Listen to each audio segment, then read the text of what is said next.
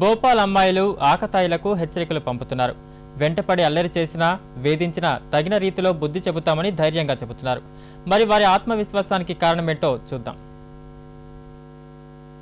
ఇటీవల అమ్మాయిల మీద అల్లరి ముక్కల అఘాయిత్యాలు, అత్యాచారాలు పెరుగుతున్నాయి. అలాంటి సంఘటనలు జరిగిన తర్వాత పోలీసులు తగు చర్యలు తీసుకుంటున్నా నేరాలు తగ్గటం లేదు. అందుకే భోపాల్ పోలీసులు ఆకతాయిల దురాగతాలను అరికట్టేందుకు వినూత్న పద్ధతిలో ముందుకు వెళ్తున్నారు. ఎక్కువగా వేధింపుల బారిన పడుతున్న కళాశాల విద్యార్థినులకు ఇలా కరాటే, జూడోలో ప్రత్యేక శిక్షణ ఇస్తున్నారు.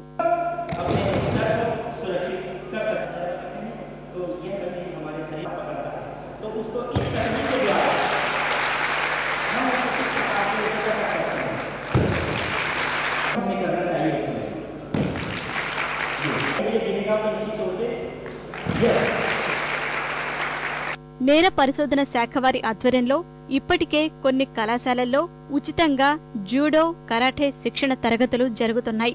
దుండగుల బారి నుంచి రక్షణ పొందడానికి, ఇతరులపై ఆధారపడకుండా సమస్యను స్వతహాగా ఎదుర్కొనేలా మహిళల్ని తీర్చిదిద్దేందుకే ఈ కార్యక్రమాల్ని చేపట్టామని పోలీసు అధికారులు చెబుతున్నారు. जो हमें रोड पे जो छेड़ा जाता है वगैरह, वो उससे हम कम से कम बच सकेंगे और कोई हमारे बगल में अब आ नहीं सकता. आके तो देखे, उसे मार के दिखाएंगे अच्छे से. और सर जूडो में पटकने की प्रैक्टिस, जिससे कि हम सामने वाले को इतना हानि पहुंचा सकते हैं कि उसका सिर वेर सब जा सकता है.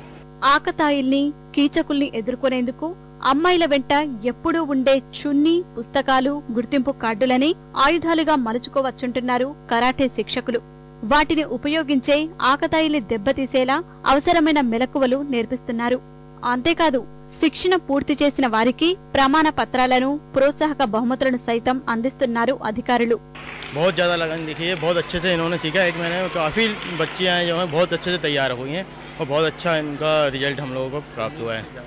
ఈ కరాటే శిక్షణ చాలా ఉపయోగకరంగా ఉందని, వీటిని నేర్చుకోవడం వల్ల ఆకతాయిల, రౌడీమొక్కల నుంచి రక్షణతో పాటు ఆత్మవిశ్వాసమూ పెరుగుతోందని శిక్షణ పొందుతున్న అమ్మాయిలు సంతోషం వ్యక్తం చేస్తున్నారు.